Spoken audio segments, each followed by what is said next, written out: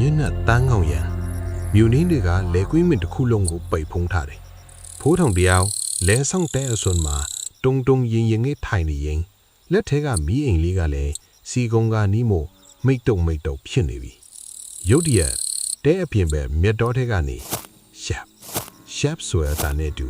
လူတယောက်လမ်းလျှောက်လာတယ်လို့အတန်းကိုကြားလိုက်ရတယ်ဖိုးထောင်ကမရဲတရဲနဲ့မီးအိမ်လေးမြောက်ကြည့်လိုက်တဲ့အခါတဲရှိမှရက်နေတာကလူမဟုတ်ဘူးအရေးပြားတွေအယိုးပေါ်အရေးတင်ကတ်နေပြီးမြတ်တွင်းဟောင်းလောင်းနဲ့ကြောင်မဲ့ဖွယ်တရဝါကြီးတကောင်ဖိုးထောင်ဖျားစာတွေအသေးအတန်ရွတ်ပေမဲ့အဲ့ဒီတရဝါကရှေ့ကိုတလှမ်းချင်းတိုးလာတယ်ပြီးတော့ပုတ်စော်နန်းလာတဲ့ပါဇက်ကြီးကိုဖွင့်ပြီးတိုးညင်းခြောက်ချားဝဲအတန်နဲ့စကားပြောလာတယ်ဖိုးထောင်မင်းကြောက်မလာကြနဲ့ငါကမင်းအသက်ကိုလာယူတာမဟုတ်ဘူးငါကမင်းနဲ့အပေးအယူတစ်ခုလုပ်ချင်လို့ဝိညာဉ်ဆိုးကဆိုတယ်ဖိုးထောင်ကြောင်သွားတယ်ဘာအပေးယူလဲဒီနှစ်မင်းရဲ့လေတွေအောင်မြင်ကြလားပိုးမွားတန်လဲကင်းဟာမယ်မိုးလီဝဒါနဲ့ကောင်းရမယ်ငါအကုန်လုပ်ပေးမယ်အဲ့ဒီအစားမင်းစီကတခုပဲ plan လုပ်ချင်တယ်လို့ဝိညာဉ်ဆိုးကဆိုတယ်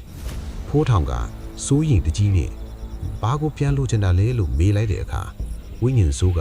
သူ့ရဲ့ရှည်လျားတဲ့လက်ထည်ကြီးတွေနဲ့ဖိုးထောင်ရဲ့ရင်ဘတ်ကိုထောက်လိုက်ပြီးမင်းရဲ့နှလုံးသားတွေက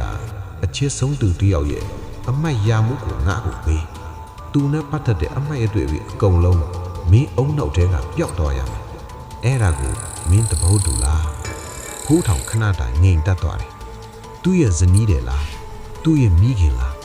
သူတို့နဲ့ပတ်သက်တဲ့အမိုက်အတွေ့တွေကမရှိတော့ရင်သူဟာလူသေးတယောက်လိုဖြစ်သွားမှာပဲဒါပေမဲ့ဒီနှစ်သာလဲမအောင်မြင်ရင်သူမိသားစုငက်ပြတ်တော့မယ်ဖိုးထောင်မျက်စိမိတ်ပြီးဆုံးဖြတ်ချက်ချလိုက်တယ်ကောင်းပြီငါသဘောတူတယ်နောက်ကနေ့မနေ့မှာတော့ဖိုးထောင်ဟာလေပြင်းထဲမှာထူးဆန်းစွာနဲ့စပင်းတွေအကုန်ဖြူခွေးပြီးတတိမိမျောနေတာကိုရွာသားတွေတွေ့လိုက်ရတယ်